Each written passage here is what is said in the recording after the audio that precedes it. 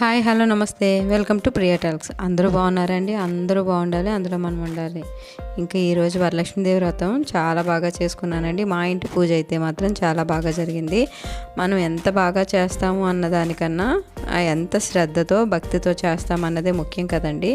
అలాగే నిన్న ఈవినింగ్ మొత్తం ఇల్లంతా శుభ్రంగా అన్నీ చేసుకున్నానండి. నిన్న ఈవినింగే సగం పని అయిందనమాట.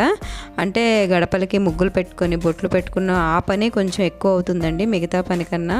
ఇంకా తర్వాత ఉదయాన్నే లేచి బయటనది ముగ్గులు అవి పెట్టుకున్న తర్వాత ఇంకా స్నానం చేసి ఫస్ట్ ప్రసాదాలు ప్రిపేర్ చేసుకుంటానండి. నేను ఎప్పుడైనా సరే మా అమ్మగారు అలానే చేసేవారనమాట. మా అమ్మ ఎలా చెప్పారో నేను అదే ప్రకారం ఇప్పటికీ నేను అదే ప్రకారం చేసుకుంటా అండి. చిన్నప్పుడు ఇంట్లో అమ్మ చేసిన విధానాన్ని చూసి దాన్నే గుర్తుగా అలానే చేసుకుంటాను అనమాట. అమ్మ ఎలా చేసేవారో సేమ్ అలానే చేసుకుంటాను. మాకు కంపల్సరీగా పూర్ణం బూర్లు అనేవి పెడతామండి. అలానే 9 రకాల నైవేద్యాలు అందరికీ తెలిసిందే ఇది. అంటే ఒక్కొక్కరికి నైవేద్యాలు ఉంటాయి, ఒక్కొక్కరికి ఉండవు అనమాట. మామూలుగా పులిహార దద్దోజనం పొంగలితో కొంతమంది పూజ చేసుకుంటే కొంతమంది 9 రకాల నైవేద్యాలు అనేది కంపల్సరీగా అనమాట. ఆ 9 ఏంటి అంటే ఇలా పూర్ణం బూర్లు, తీపిగారెలు, మామూలుగా గారెలు, ఇంకా పరమన్నము, దద్దోజనము, ప్రసాదము, ఇంకా ఇలా మొత్తం అన్నీ పెడతామండి. పాలు, పానకం, చలిమిడి, వడపప్పు, బెల్లం అలా అనమాట. ఇంకా ప్రసాదం మొత్తం అన్నీ ఉంటాయి కదా. అలానే మా పళ్ళు ఒక 9 రకాలు. పువ్వులు అయితే మాత్రం మనకి ఎన్ని వీలు దొరికితే అన్ని అనమాట. అంటే ఒక్కొక్కసారి ఎన్ని ఎక్కువ ఉంటే అంత మంచిది, లేకపోతే లేదు. ఈ బూర్లు అనేవి నేను ఎంత బాగా వేద్దామన్నా టేస్ట్ తినడానికి చాలా బాగుంటాయండి. ఎప్పుడు ట్రై చేసినా రౌండ్గా మాత్రం రావు నాకు, తినడానికి మాత్రం సూపర్గా ఉంటాయి. ఇంకా ఇలాగే ప్రసాదాలు అన్నీ రెడీ చేసుకున్న తర్వాత పూజ దగ్గర ఇలా అయితే అలంకరించుకున్నానండి. ఇంకా పూజ స్టార్ట్ చేయలేదు, ఫస్ట్ అలంకరణ అయితే అయ్యింది. ఇంకా ఏకవత్తితో కానీ లేదా అగరబత్తితో కానీ పూజ అనేది దీపం అనేది వెలిగించి ఆ తర్వాత పూజ స్టార్ట్ చేయాలి.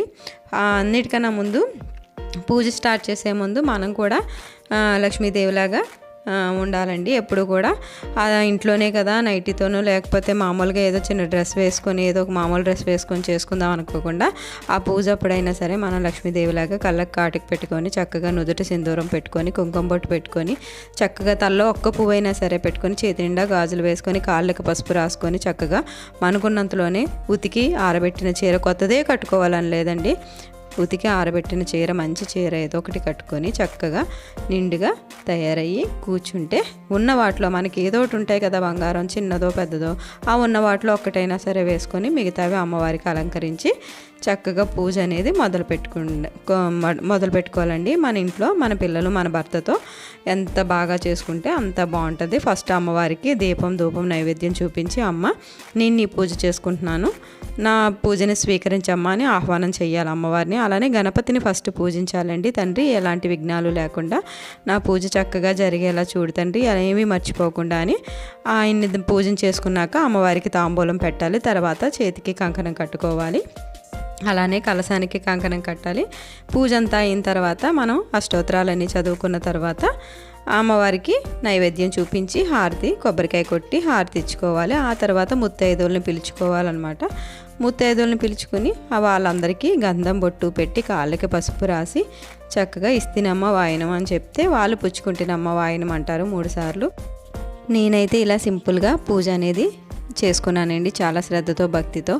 అందరింట్లో కూడా ఇలానే జరిగిందని అనుకుంటున్నాను. నా పూజ నచ్చితే తప్పకుండా ఒక్క లైక్ చేయండి, సబ్స్క్రైబ్ చేసుకోవడం మర్చిపోద్దండి. అమ్మవారి దయ ఉంటే అన్నీ ఉన్నట్టే కదా. ఇవాళకి ఇదే అండి వీడియో. ఉంటానండి. Thank you, bye, take care.